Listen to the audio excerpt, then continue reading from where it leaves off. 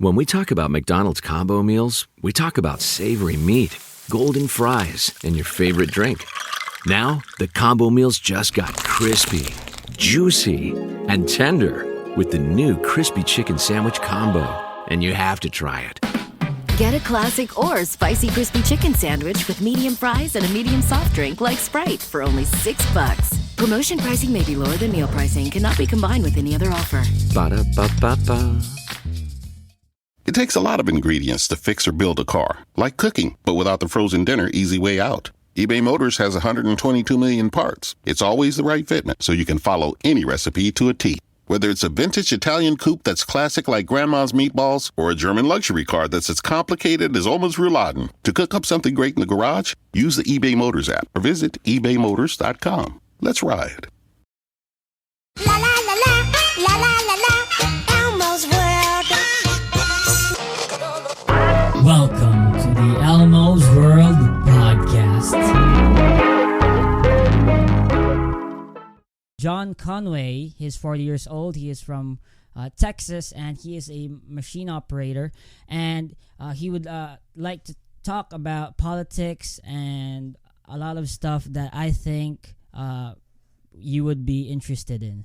So, John, please introduce yourself and please answer the question. What do you think is the purpose of the government? In America, it's pretty much government control. Basically, outside interfaces is like, I can't think of the word right now, overseas, dealing with international concepts and all that. Basically, governing the communication from state to state.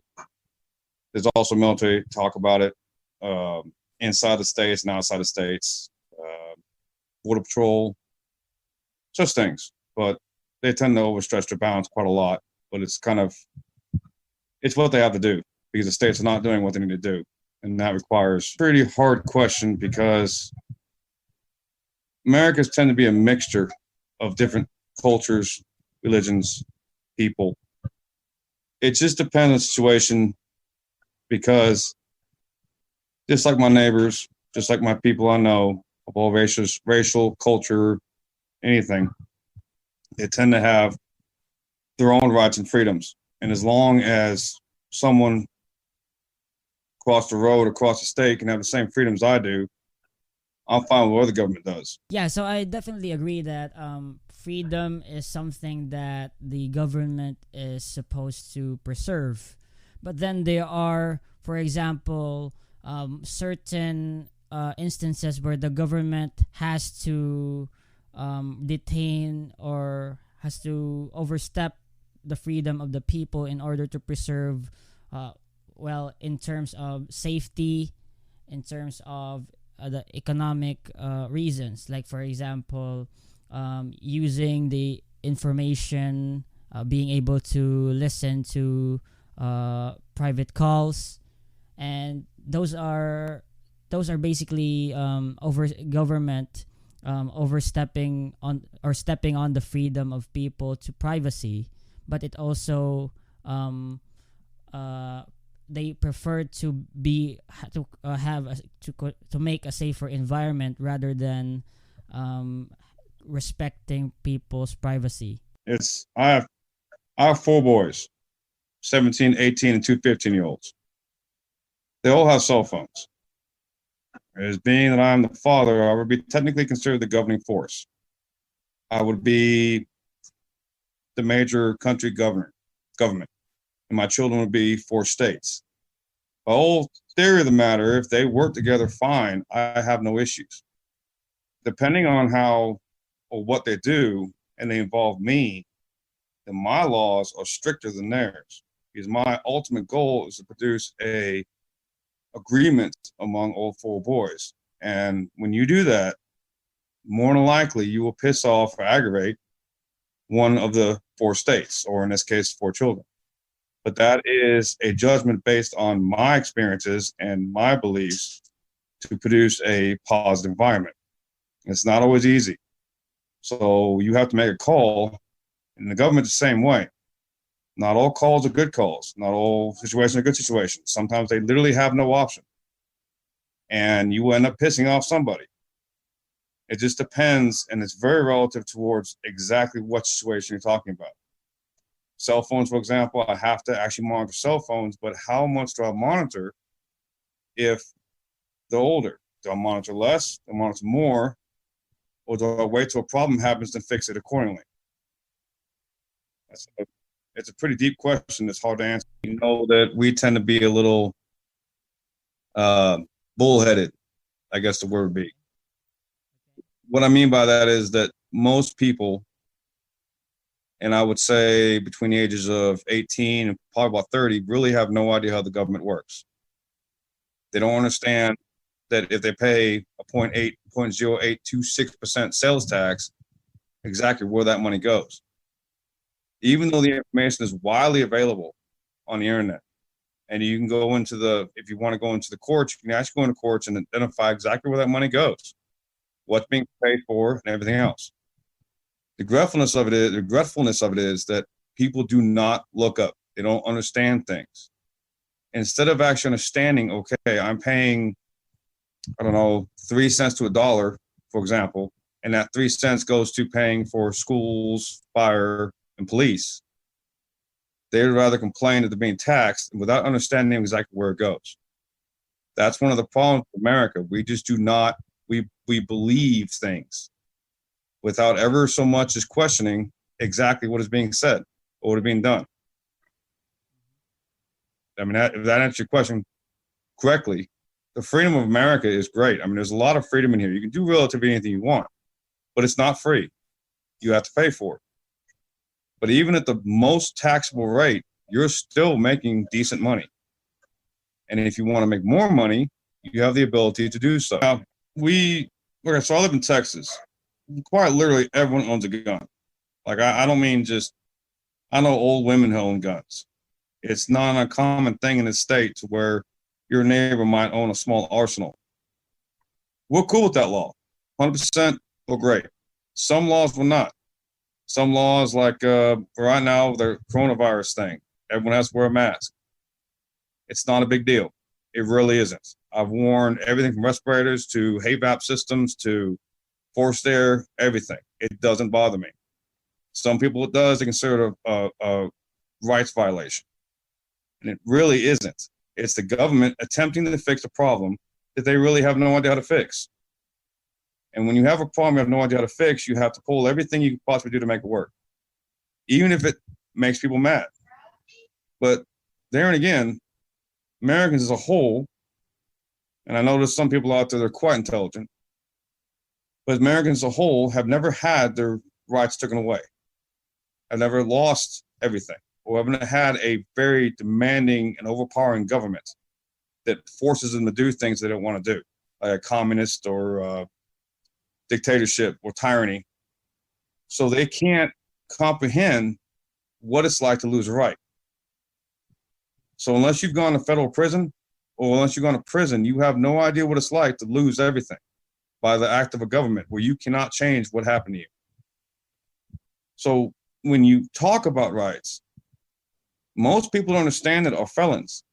That people have been in prison because they understand exactly what in the world it's like to lose everything by no choice of their own, even though technically it's their fault, but you know what I mean. You have to lose rights to understand what you really have.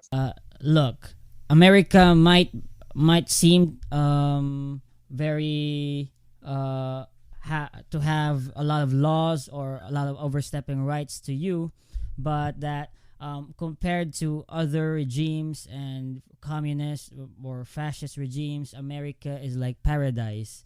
And so, but that doesn't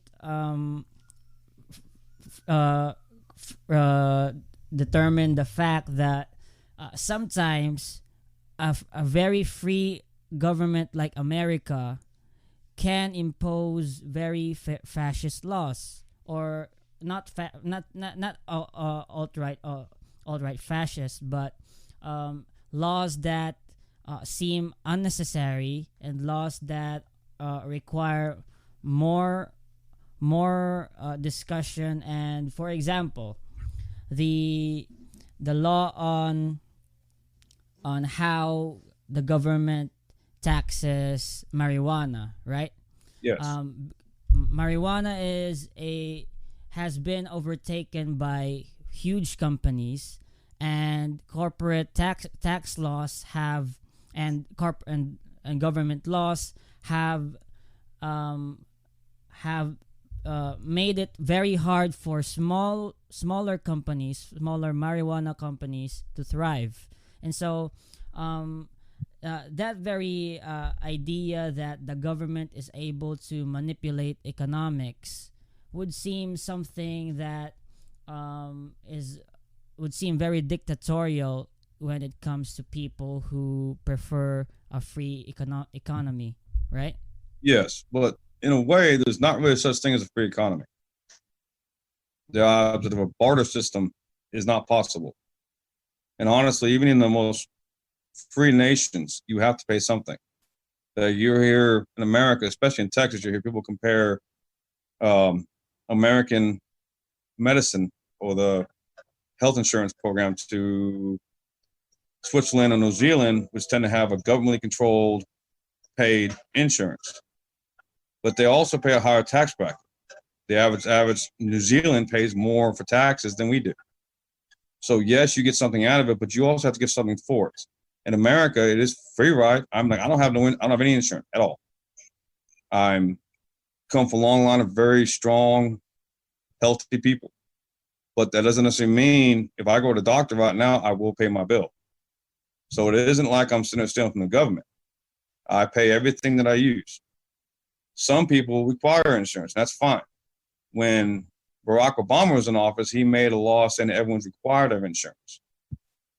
And the problem with that situation is that law was not unnecessary, but it was also very poorly media controlled. He made a comment on TV, and I'm not saying anything against Obama. He did a lot of good things, but also a lot of bad things, like any other president. But this particular situation, he came on TV and said that 99.8% of all Americans are insured. Yes, that is true. They legally are bound to have to get insurance. When your problem with it is how many people can afford to use it. That's the problem that they don't look at. You have 98% of the people who actually have insurance. What's the percentage of the amount of people that can actually legally use it without having to go to another state or country to be able to get insurance medicine? That's the problem. So that law was squashed quite quickly by Trump because of the fact that it really put people in a bind, especially financial. But the health insurance program down here is a complete nightmare. I mean, it's not bad, but it has its problems. So that's one of those laws that was really it didn't achieve anything. It was enacted and achieved nothing. The idea is that I'm a blue collar worker. In the grand scheme of things, I don't mean anything to the United States of America except for tax pay. That's it. There's nothing wrong with that. It's just the way it is. I didn't come from a fine line of Rothschilds or Kennedys or stuff like that. I'm just a little man on a totem pole. The problem is that my grandfather fought in World War II. And he used to tell me, so when you vote for president, you vote for somebody that will not screw you more than anybody else will. It's not necessarily voting for the better president. It's voting for the one that you think that will do you the best for your family. The problem with that is that when you start balancing one or the other, either Trump, Biden, you'll find so many flaws in both of them that it doesn't actually provide you anything. You have to get to the point where you vote for somebody that is the lesser of two evils. And that's the hard part. Like Bernie Sanders, if some of what he said made sense, but in my personal point of view, I would rather pay higher taxes for my children to have guaranteed college, assistance with Medicare, stuff like that. I don't have a problem with that. But then again, in America, we are individualists. We don't care what you think. And that is I know it's a very general statement, but it's true. If I pay my insurance, I pay my insurance, and I don't care if you use it because I'm not paying your insurance. But there and again, Americans have a tendency of forgetting that there is a whole 300 million people in this country. And that some people might need more than others. So if you pay, just say $1 more on your taxes, and that helps out people who don't have money or don't have medical insurance or don't have college abilities, does that really hurt, or does that help out the general? The problem with America is we don't think that way. We think about, okay, I have my guns, I have my freedom, I have my cigarettes, I have my phone. I don't care about you. And that's one of the bigger things that I see a problem with Americans nowadays is individualism. Everyone on this country, including you and everybody else, is my brother. Bloodline is bloodline. Morality is that everyone has freedom. Everyone should have the same rights I do.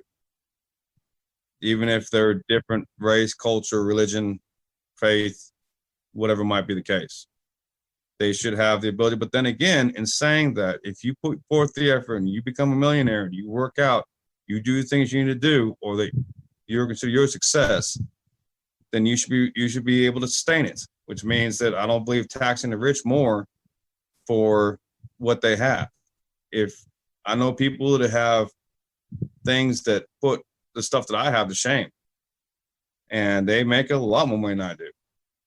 Good for them, but they put forth the effort. It wasn't given to them. They went to school, they did all the things, they did everything. But there and again, I believe that freedom should be given to everybody for any reason. I mean, two of my children are half Mexican, and the other two are they're a quarter black, if I'm not mistaken. So I can't really hold a concept towards religion or race. I have to have pretty much an open view on things. And not that I don't anyways, but everyone, including my children and everybody else's children, should have the same rights. That's how it should be. I don't believe anybody needs violence. I don't believe anybody needs problems. Anybody needs pain. I don't know you from anybody. I don't know who you are, but I believe you show the same rights I do. And my children do the same way. If they know somebody that's a little different or maybe poor, then those people need help. And then you help them. And you don't expect payment back. It's a pay it forward concept. The reality of what makes peace is not worrying about what the other person has. It's about worrying about what the other person doesn't have. And I was raised that way by my grandfather. But I came to terms with it because I walked away from a lot of the faith I had. I started realizing the faith has a tendency of blocking certain people. And I don't like that. It's a different way of raising. I was witnessing the highest of the evil, all the way in the south from the Klan, all the way up to the north to the people that couldn't stand Puerto Ricans. I've seen all forms of hate, all forms of evil, things that I never want to see in my life again. And it's not, in my book, it's not right. Oh, being in reference to happiness? Is that what you're talking about? Happiness is a really hard subject because it depends on who you are, what you are, and what you deem as happiness. In my book, it's as long as you don't hurt anybody or do anything evil, then your happiness is fine. It's when you breach over to the fact that you require something evil or something destructive to make you happy, then we have a problem. But the problem with that is that require government force. And you're going to have that, because if you don't, then who defines what's good and what's wrong? That's one of the biggest conversations right now in America is what is wrong and what is right. And it's more of a racial and religious thing. Talking about the actual, society itself creates the idea of happiness. All right. America has a tendency of putting the moral happiness, what a human being would define as being happiness, as being a object or a status, for example. You won't be happy unless you have this. You won't be happy of that. In a social atmosphere, it tends to, especially with children, I'll give you an example, like a Barbie doll. Barbies wear somewhere between a size 0 and -4 in size. Realistically, there's no girl alive that can actually sustain healthiness to be able to carry that thing. So your happiness is already warped because your idea is that you can't be a little bit bigger and be happy. So yes, it's a social construct, but when you get older, you have to allow your own freedom to become alive. like the idea of coming to understandment of who you really are, what you really are. 9 out of 10, that will be completely against your social atmosphere. It'll be completely against what you were trained, what you were raised under. Okay, be a good boy. And such things. So, yes, it's controlled socially, but you as a human, and not as necessarily as an American, will have to break apart from that and actually make your own happiness. And that's where it gets complicated, because you have to be able to fight the social ideas of it. So in a philosophical kind of view,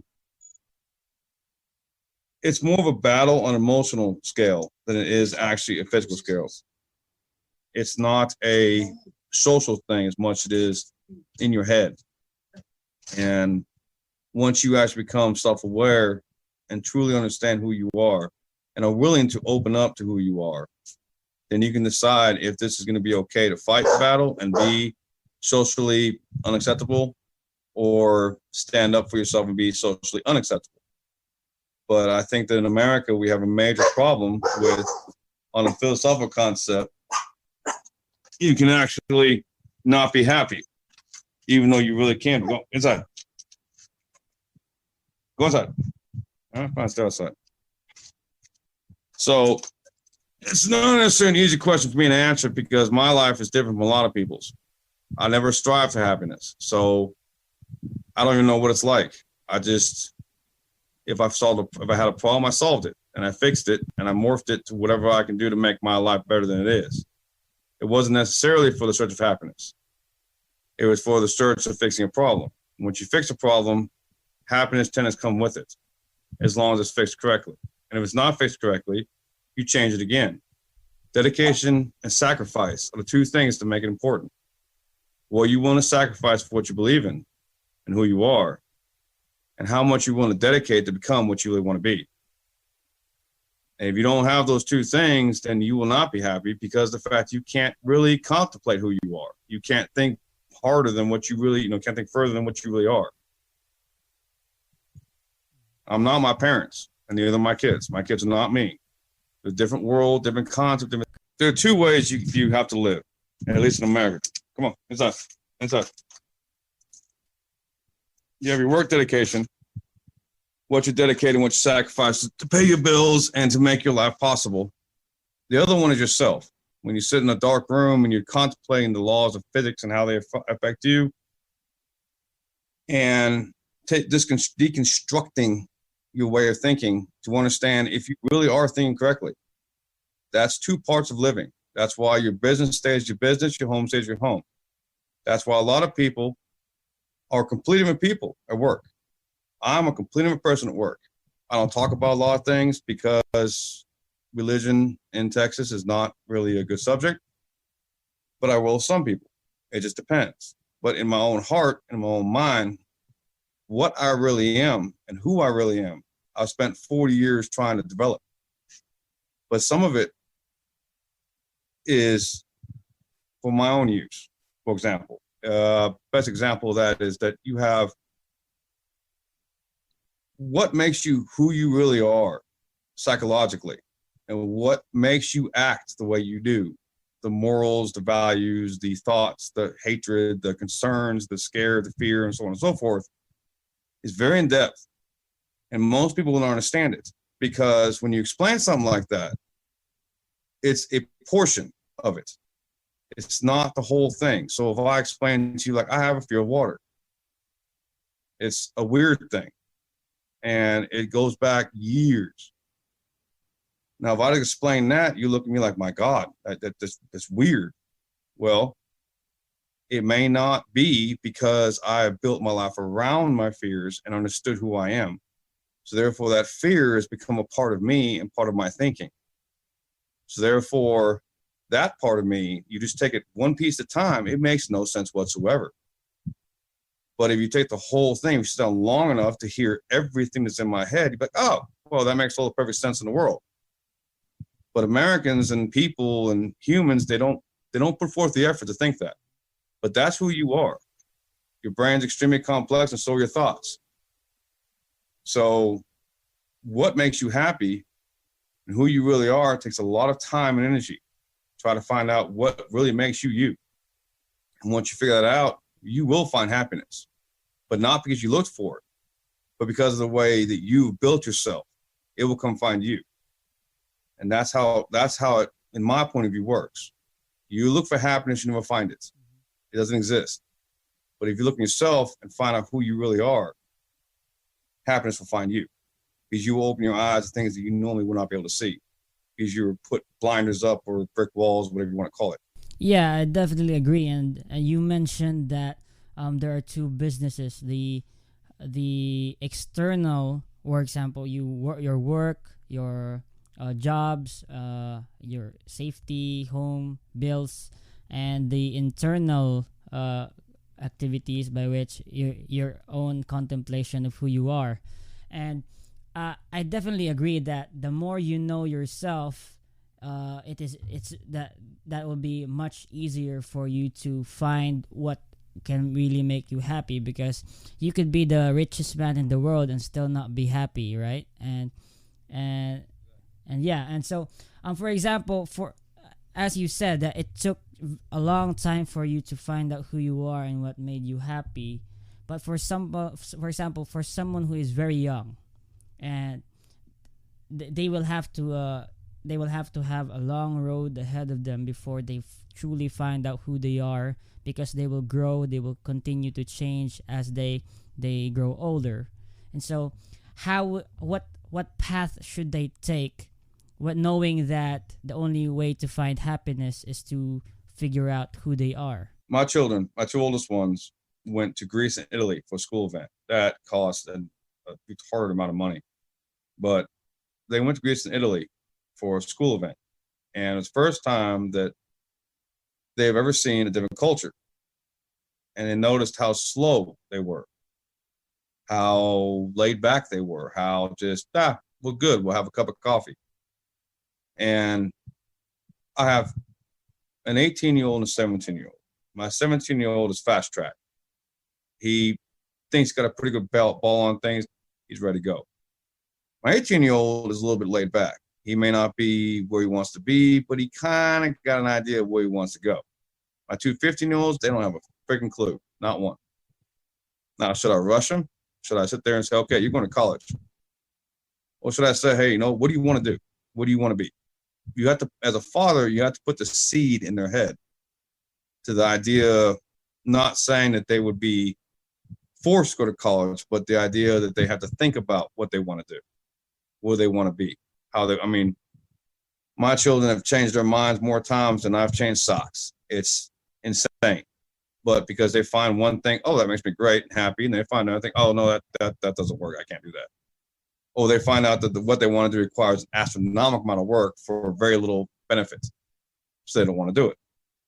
Now, as a 15-year-old, you must give them time. They have to develop. They have to understand who they are, and they got to find out who they are. So as a father, if they do something bad, you correct them and tell them why, and then you let them grow. So you still try to lead them down a path, but the path you try to lead them down isn't necessarily a certain schooling or education or job. It's just a moral standpoint. So my job as a father is to teach them the morals that I hold true, but only the good ones, because at that age, if you tell them something that may not be, the cleanest way of doing things, they don't have the experience that I do to go, that's evil, but I'm not going to do it. They're so young, they'll do it like, this sounds interesting, I'm going to do that. Like jumping out of an airplane, for example. I know better, and I know what I have to do to make that function to where I can live. They do not. So you'd have to let them grow, but allow them to understand, this is not, the basic problem with them is that you have a multitude of different children in school. School is probably the biggest social experiment that ever existed.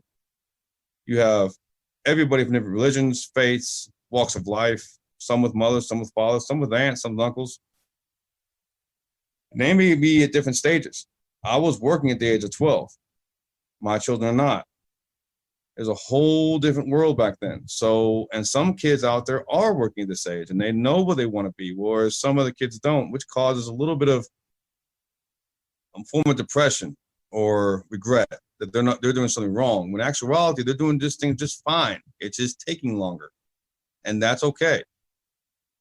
It's just parents here, especially in Texas, are prone to push them to do what either they have not been able to do or they have in their head this concept of what happiness really is. My oldest, for example, he asked me, he said, what should I do? He said, what do you mean? Should I go to college? Should I go to school? Should I go to trade school? I was like, hell, I don't know. I said, by the time you get out of college, I'll probably be dead. I mean, I lived a hard life, so the chance of me living past 60 is not good. But I said, you have to understand, in 30 years, and in 20 years, I will be 60 years old and you will be 40. He said, okay. I said, you're the one that has to look back and go, am I happy with my decisions? Did I waste my time? That's the hardest lesson to teach a younger child, is that you're the one that has to make the choice. You're the one that has to walk the line. If you don't want to walk it, then change your path. But these kids are so amped to just going to the quickest thing possible to make them happy, when they don't understand that path and road to doing the right thing and being happy is not a small or easy road. But if they take the time, they'll make good paths. It's complicated. Even being over here, it's complicated, especially that age group. One last question, so we can end this episode. And I hope that you could guest in other episodes where you could have a conversation with someone who is pure libertarian. One last question: what do you think, as an individual who knows that America has a lot of ignorant people and there are a lot of smart people as well? How can you as an individual make a good difference towards making your country a better place for everybody? I got in a conversation online one time. I live in a pretty relatively small town, and one of the people were complaining about a vagabond, which is a old world term for a homeless person. And they're sitting at a gas station and they're begging for money.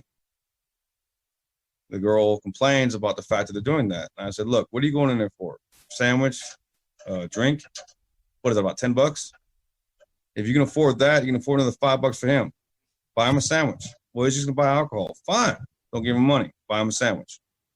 The concept is not so much, and don't get me wrong, I'm not self-glorifying myself. I'm just statement. What it means is that you can't judge people for who they are. You have to judge people what they do and what they've done now.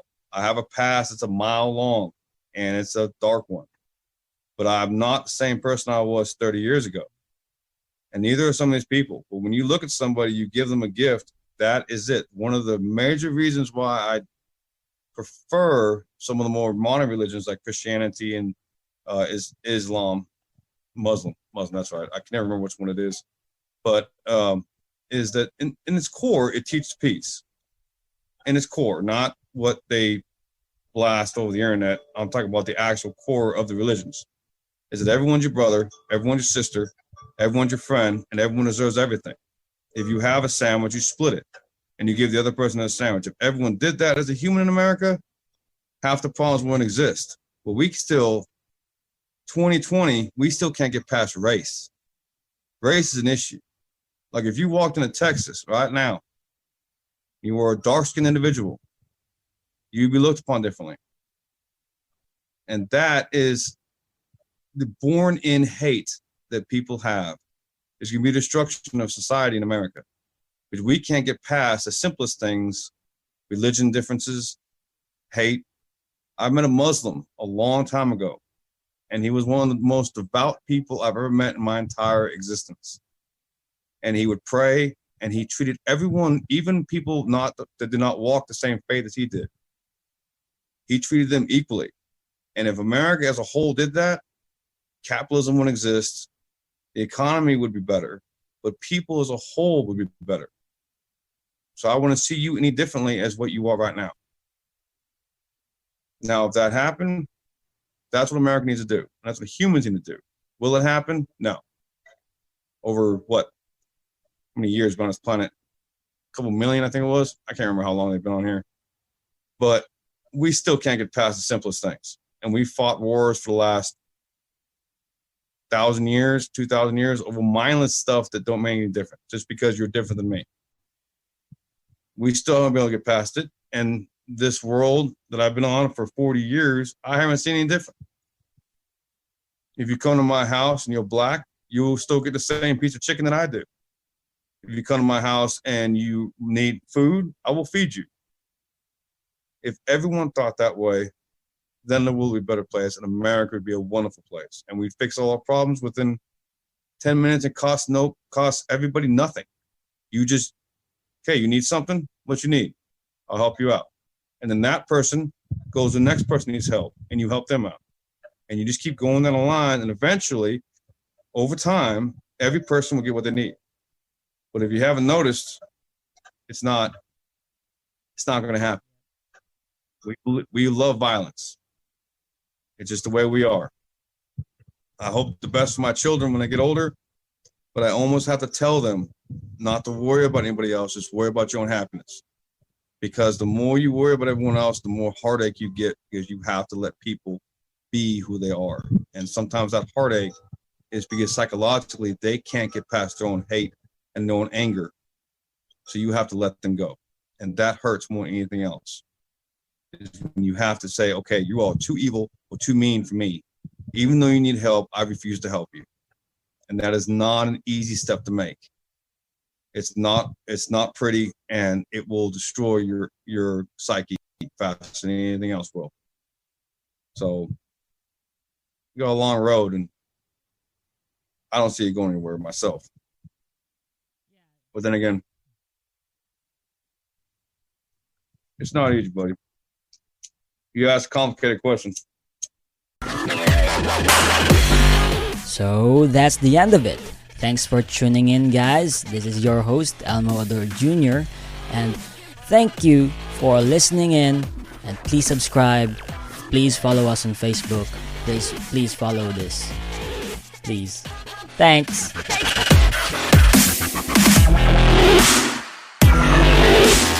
Hello, this is Discover, and we take customer service very seriously. We know that if you have a question or concern about your credit card, that's a serious matter, and you need to talk to a real person about it. So we offer around-the-clock access to seriously talented representatives in the USA.